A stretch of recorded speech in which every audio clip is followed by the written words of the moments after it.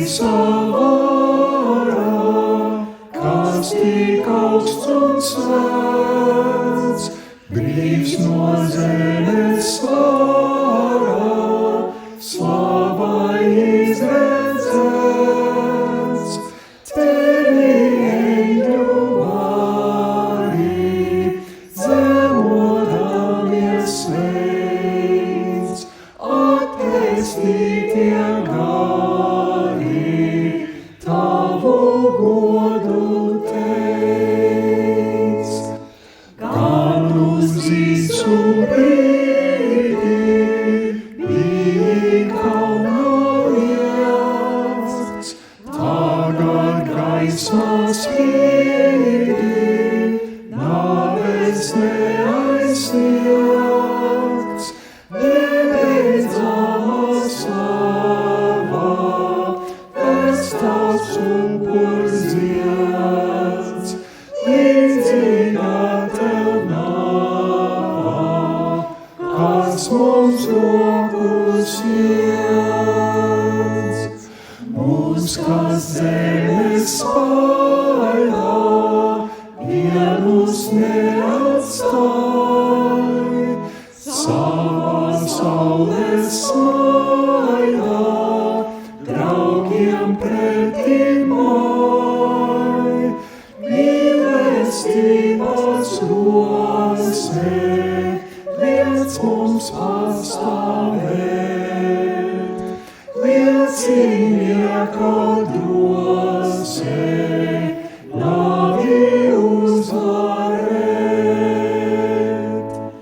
Jauno debes mājām skan mums vēstījums, tur, kur pestītājām vietā arī jums, jo aiz zemes vaidā acī neredzams, jaunā dzīve gaida, īstais Tava nams.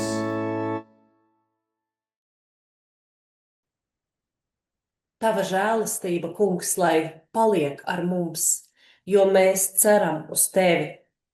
Zeme ir pilna Kunga žēlastības. Ar Kunga vārdu ir radītas debesis. Gods lai ir Tēvam, Dēlam un Svētajam garam. Āmen. Būtu jau labi, ja mēs vienmēr varētu priecāties un nākt Kunga tuvumā bez bēdām un raizēm, ar mūžīgu lieldienu sajūsmu. Taču dzīvojam laikos, kad par katru soli valda neziņa un nedrošība. Ir dienas, kad esam nomākti, ir reizes, kad darbs šķiet neauglīgs, ir rīti, kad cīnāmies, meklējot iemeslu celties. Un pat stipruma brīžos jaunas ziņas vai neziņa spēj mūs satriekt. Tāpēc nāciet, teiksim šai brīdī Dievam savas vajadzības un raizes un atzīsim, cik ļoti mums viņu vajag savās dzīvēs. Lūksim Dievu.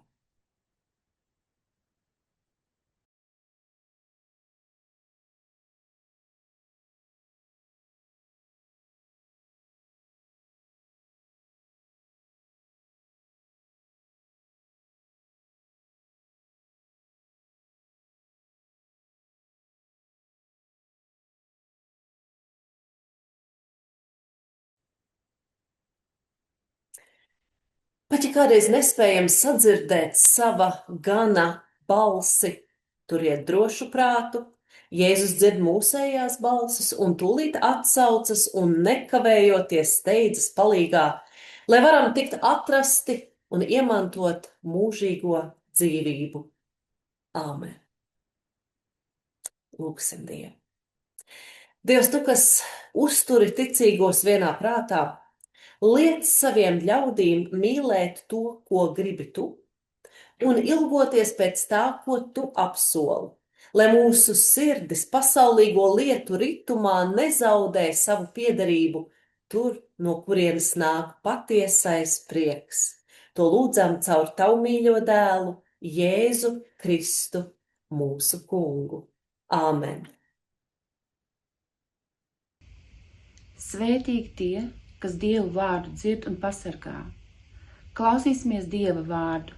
1. lasījums, 23. psalms. Dāvida psalms. Kungs ir mans gans, man netrūks nenieka.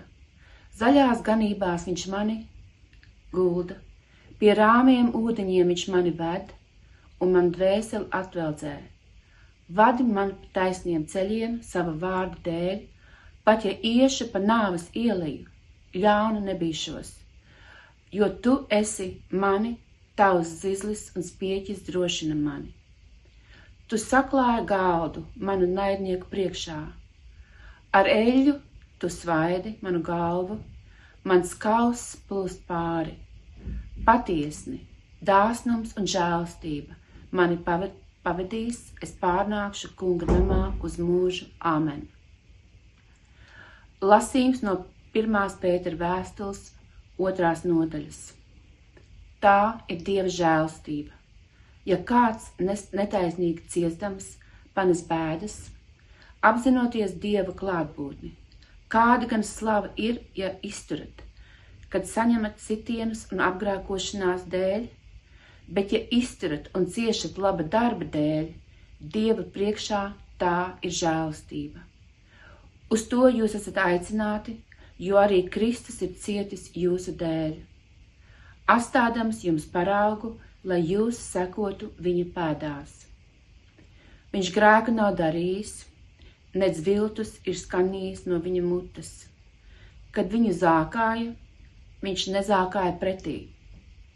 Ciestams viņš nedraudēja, bet padevīgi nodeva sevi tiesātājiem pēc likuma. Viņš mūsu grēkus savā miesā labprātīgi uznesa pie krusta, lai mēs, miruši grēkiem, sāktu dzīvot taisnu dzīvi. Ar viņa brūcēm jūs esat dziedināti, jūs bijāt kā klīstoši avis, bet tagad esat atgriezušies pie sava gana un dvēseļu sarga. Āmen, aleluja!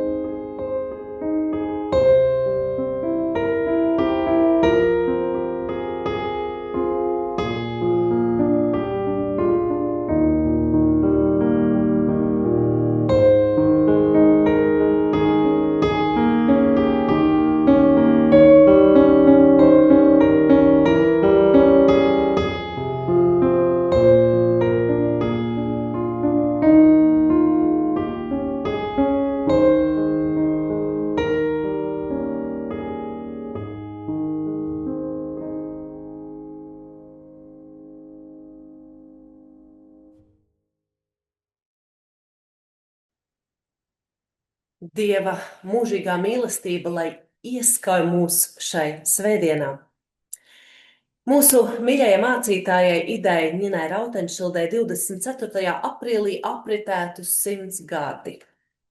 Jau vairākus gadus viņas nav mūsu vidū, bet viņas piemiņa, viņas sludinātais darbi, vārdi joprojām runā un runā spēcīgi. Tāpēc šajā piemiņas gadadienā viņas pārdomas par tēvreizi un lūgšanu jūs dzirdēsiet no grāmatas Marijas dziesmas un stāsti, latviešu garīdznieču raksti 2005. gadā. Tātad mācītājas Idas Ņinas Rautenšildes sprediķis, kura nosaukums ir Kungs, māci mums Dievu lūgt. Un arī Lūkas evaņģēlija 11. nodaļas lasījums ir vēl no vecā Bībeles tulkojuma. Un notika, ka viņš kādā vietā lūdza Dievu. Kad viņš bija beidzis lūgt, tad kāds no viņa mācekļiem sacīja viņam: Kungs, māci mums Dievu lūgt, itin kā arī Jānis ir mācījis savus mācekļus. Tad viņš tiem sacīja: Kad lūdzat Dievu, tad sakiet: Tēvs, svētīts lai top tavs vārds, lai nāk tava valstība. Mūsu dienišķo maizi dodi mums katru dienu, un piedodi mums mūsu grēkus, jo arī mēs piedodam katram, kas mums ir parādā, un neieved mūs kārdināšanā. Lūkas evaņģēlijs 11. nodaļa no 1. līdz 4. pantam. Āmen. Mācītāja Rautenšilde raksta: Lūkas evaņģēliju dažkārt mēdz saukt par lūgšanu evaņģēliju. Matejs apraksta Jēzu lūdzot 3 reizes, Marks 5, Jānis 2. Lūka to dara 9 reizes. Jēzus lūdz saņēmis savu kristību, lūdz izvēloties sev 12 mācekļus, lūdz gan agri rītos, gan vakaros vēlu, lūdz arī pie krusta. Tālākām pārdomām izvēlētais teksts ir vienkāršs. Un notika, ka viņš kādā vietā lūdza Dievu. Kad viņš bija beidzis lūgt, tad kāds no viņa mācekļiem sacīja viņam: Kungs, māci mums Dievu lūgt. Māci mums Dievu lūgt. Vai tad mācekļiem nebija lielākas vajadzības mācīties, kā sludināt, kā pārliecināt ļaudis, kā dziedināt slimos, kā atbrīvot ļaunuma un grēka pārņemtos, nevis kā mācīties lūgt? Taču viņi būs piedzīvojuši un izjutuši, ka lūgšana viņu mācītājiem bija spēka un ticības avots, un tāpēc šī prasība māci mums lūgt. Atbildot šim jautājumam, Jēzus ne tikai saviem mācekļiem, bet visiem saviem sekotājiem, arī mums, ir atstājis lūgšanu paraugu, kuru saucam gan par svēto, gan par mūsu tēvs vai tēvreizi. Ir tā, ka patiesā lūgšana bieži ir pēkšņa un nesagatavota, bet, lai pastāvētu lūgšanā, tāpat kā ticībā, ir nepieciešamas arī kādas pamatatziņas, un tās Jēzus aprāda savā atbildē. Kad lūdzat Dievu, tad sakiet: Tēvs. Tā ir uzruna, un ar to ir izteiktas mūsu attiecības, mūsu nostāja pret Dievu. Jēzus nemāca, lai sakām draugs, it kā mēs būtu līdzgaitnieki. Viņš nesaka, lai lūdzam meistaru, kā skolnieki vai mācekļi, vai ķēniņi, kā padotie pavalsnieki. Jēzus māca sacīt Tēvs, jo mūsu attiecībām ar Dievu ir jābūt kā bērnam ar savu tēvu, kas tam dāvājis dzīvību, kas par to gādā, kas māca savu bērnu arvien pieaugt ticībā. Tad pirms mēs lūdzam par sevi, Dieva visvarenību atzīstot, mēs lūdzam, lai viņu savā sirdī un dzīvē godinātu un sakām: Svētīts, lai top tavs vārds. Bībelē vārds tiek bieži pieminēts, un vārda nozīmē ir daudzi veidi. Mārtiņš Luters mazajā kaķismā norāda, ka Dieva vārds jau pats sevī ir svēts, bet mēs lūdzam, lai tas tiktu svētīts arī starp mums.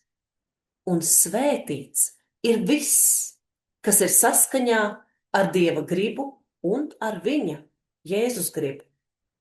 Tādam piedienas būt katram kristietim. Tālāk mums jālūdz, lai nāk tava valstība. Dievvalstības jēdzienu Jēzus sludināja atkārtoti, ar to norādot gan uz dievvalstību mesiāniskā piepildījumā, gan apliecinot, ka realizētā Dieva valstība ir jau mūsu vidū, ja mēs dzīvojam pēc Dieva prāta, ja Kristu uzņemam svētajā vārdā un sakramentā. Mūsu tik biežajās vājībās un klupšanā mums pēc Dieva valstības ir jālūdz, lai to iemantojam, lai tā kļūstam pestīti, un ne tikai mēs paši, bet arī mūsu līdzcilvēki. Tā šai lūgumā jau ieskanas arī mūsu misijas pavēle. Tad lūgšanas saturā ir maiņa. Seko lūgums par mums visnepieciešamāko triādi – dienišķo maizi, grēku piedošanu un miesas un gara tīrību. Mūsu dienišķo maizi dod katru dienu. Ir lūgums mūsu miesas cilvēkam. Pēc Mārtiņa Lutera skaidrojuma dienišķā maize ietver visu mūsu ikdienai vajadzīgo – ēdienu, apģērbu, māju un ģimeni. Pie kam visās šajās vajadzībās mums ir jāizjūt sava atkarība no Dieva, tāpēc lūgums ir tikai katrai dienai. Vairāk un ilgākam laikam prasot, mēs aizmirstu, ka katras labas dāvanas devējs ir Dievs. Nākamajā lūgumā Jēzus māca izlūgties grēku piedošanu, jo grēcinieki esam mēs visi.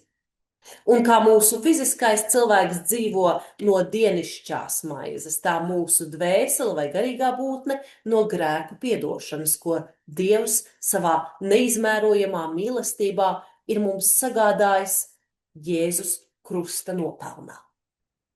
Paši piedošanu saņēmuši mēs nedrīkstam nepiedot citiem. Kad māceklis Pēters jautāja Jēzum: Kungs, cik kārt man būs piedot savam brālim, kas pret mani grēko, vai diezgan 7 reizes? Tad Jēzus atbild: es tev nesaku 7 reizes, bet 77. Mateja evaņģēlija 18. nodaļā. Tātad neskaitāmas. Piedošanu lūdzot ir jālūdz arī, lai maināmies savā sirdī. Tikai tad mēs no Dieva saņemsim piedošanu un varēsim to dot citiem. Trešajā lūgumā neieved mūsu kārdināšanā, lūdzam, lai kārdinājums mūs neieved grēkā un ļaunumā. Jāuzmanās, ka neiedomājamies Dievu kā kārdinātāju, kaut mācītājiem kādreiz ar šādu interpretāciju ir jāsastopas. Vislabāko skaidrojumu dod Jēkabs savā vēstulē 1. nodaļā. Neviens, kas tiek kārdināts, lai nesaka, Dievs mani kārdina, bet katru kārdina viņa paša kārība. Kad tā ieņēmusies, tā dzemdē grēku. Un to papildina Mārtiņa Lutera skaidrojums. Mēs lūdzam šī lūgšanā, lai Dievs mūs glābj un pasargā, ka velns, pasaule un mūsu miesa mūs nepievīd, nedz ieved neticībā, izmisumā, nedz citā lielā kaunā un grēkā. Un ja arī taptu kārdināti, ka tomēr beidzot uzvaram un virsroku dabūjam. Patiesi uz to, lai palīdz mums Dievs. Taču Lūka ir uzrakstījis un mums atstājis svēto lūgšanu. Tā ir īsāka, it kā nenobeigta, salīdzinot ar to, ko devis Matejs savā evaņģēlijā 6. nodaļā. Tur šī lūgšana iekļaujas kalnas prediķī, ko Jēzus Kristus lielam klausītāju pulkam sludināja savas darbības sākumā. Pastāv doma, ka Lūkas minētais māceklis to nebūs dzirdējis. Un tā nelielā variācijā tapis šis teksts, kas tāpat uzrunā katru kristieti, tevi un mani. Mūsu luteriskajā baznīcā tēvreize ir īpaši nozīmīga. Nav saskaitāmas tās reizes, kad esmu to lūgusi, apciemojot slimos, vecos un vientuļos viņu mājvietās vai slimnīcās. Un tik bieži ir tā, ka vienīgais, ko spēj vēl izčukstēt vainieks, ir svētā lūgšana. Un lūgšana taču ir arī mūsu ticības apliecinājums. liels lūdzējs bijis ticības reformators Mārtiņš Luters. Lutera tuvs draugs un sekretārs Dītriks Veits atstāsta, ka 1530. gadā, gaidīdams Augsburgas sanāksmes lēmumus, Luters katru dienu lūgšanā pavadījis vismaz 3 stundas. Pie kam viņš esot lūdzis ar tādu cieņu un godbijību, ar kādu jārunā ar Dievu, bet reizē ar tādu ticību un uzticēšanos, kā sarunājoties ar mīlošu tēvu. Tēvreizi bieži lūdzam vienatnē, taču brīnišķīga ir arī šī lūgšana kopībā. Un, ka tādai jābūt, uz to norāda daudzskaitlī teiktie vietnieku vārdi mūsu un mums. Tā ir arī luterāņu dievkalpojumā, un tas nav domājams bez tēvreizes.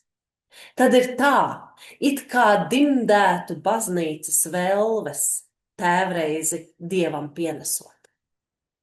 Paldies, Kungs Kristu, ka esi mācījis mums Dievu lūgt. Āmen. Un paldies mīļai mācītājai Idai Ņinai Rautenšildei par dalīšanos ar šo svētrunu, viņas ticības pārdomām par lūgšanu, viņas pašas 100. jubilejā. Daudz laimes, mācītāja Rautenšilde debesīs.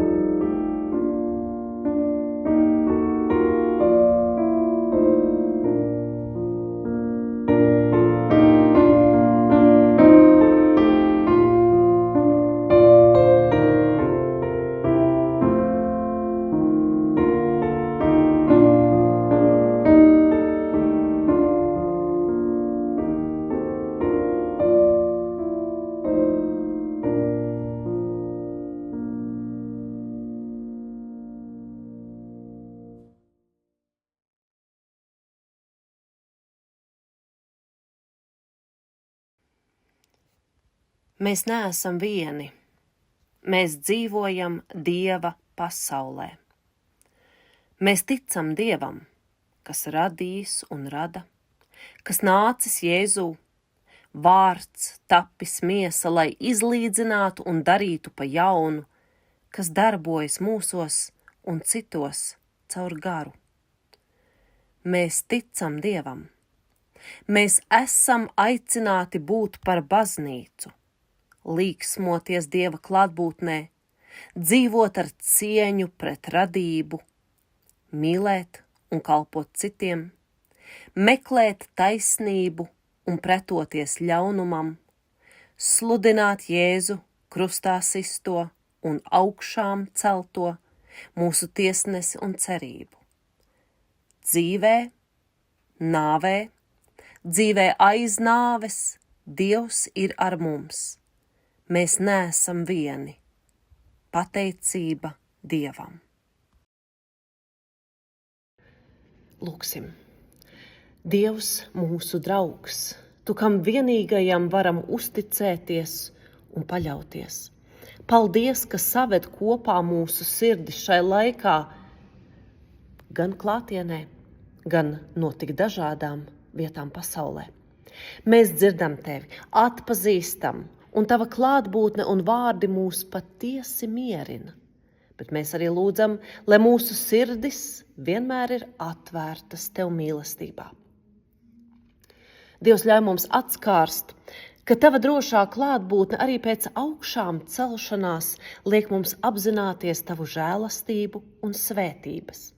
Spēcini mūs, ka mēs, kas šajā pasaulē esam viens otram doti, esam Tevis dāvināti, lai savstarpēji rastu izaugsmi un viens otru celtu, lai lūgtu viens par otru un norūdītu savas sirdis nebeidzamā lūgšanu spēkā.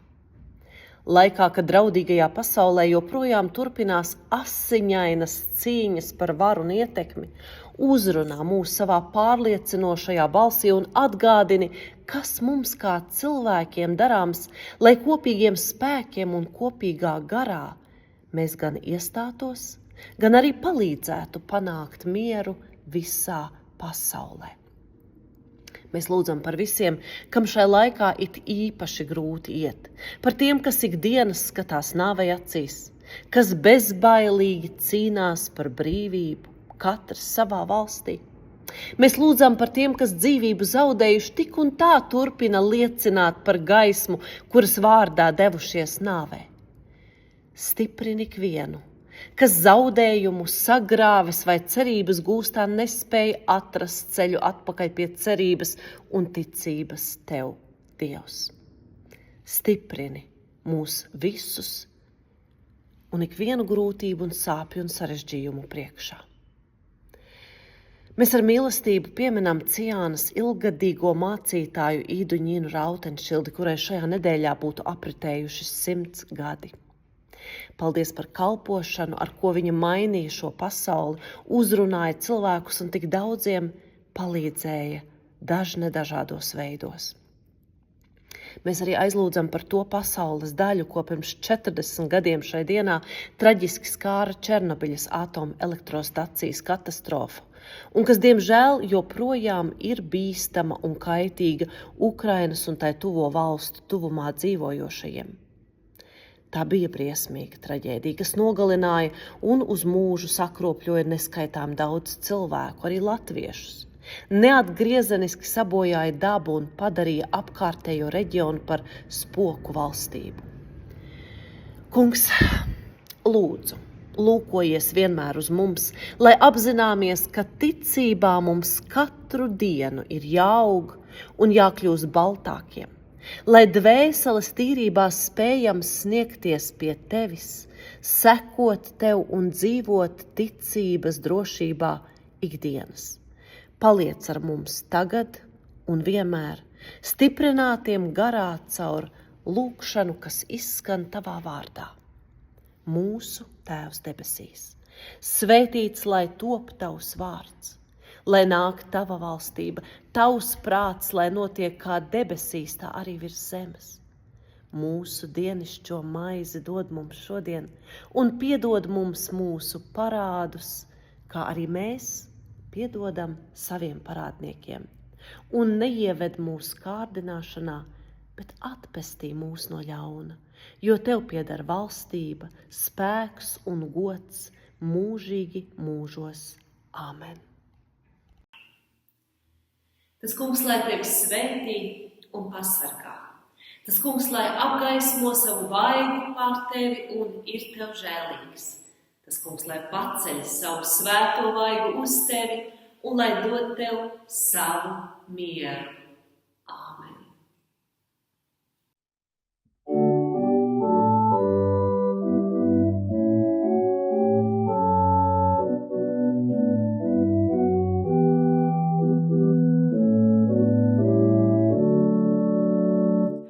Mācī man ticēt, kungs, mācī man lūgt, benišķi ticēt un benišķi lūgt.